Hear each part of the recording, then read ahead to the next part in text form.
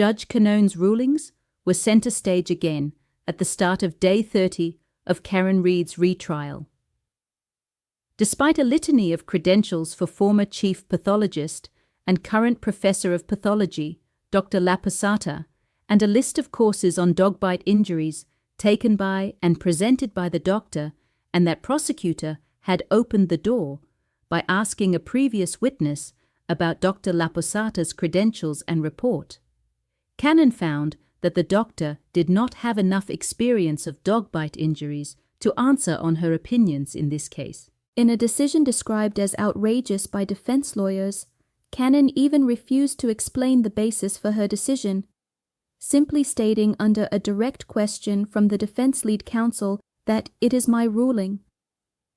The trial resumed amid lingering disputes over blocked evidence, with the defense accusing prosecutors of shifting the burden and obstructing testimony.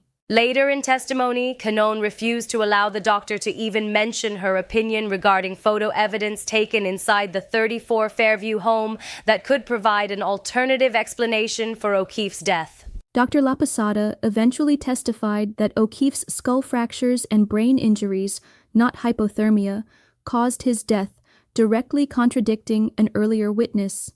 She described a patterned injury on the back of O'Keefe's head, suggesting it came from a ridged, granular object, but noted. Investigators found nothing matching that description outside the home at the scene, but was blocked from commenting on what was photographed inside the home. Jurors appeared visibly engaged, some reacting to her assertion that O'Keefe's arm wounds were consistent with animal bites, though Judge Beverly Cannone limited testimony on this point after prosecution objections. The defense faced repeated objections as attorney Alan Jackson probed whether O'Keefe's injuries could have been caused by a vehicle. Dr. Laposata crucially ruled out a car impact, but the judge struck her statement that the wounds were from an animal, prompting another sidebar. Under cross-examination, she dismissed claims linking his skull fractures to a car impact, stating, "It didn't hit him, so it doesn't matter." Prosecutor Hank Brennan challenged her credibility, citing a decades-old autopsy backlog and her absence from the station nightclub fire investigation. Defense attorney Alan Jackson called the attack not in good faith, noting Brennan has himself relied on her expertise in other cases.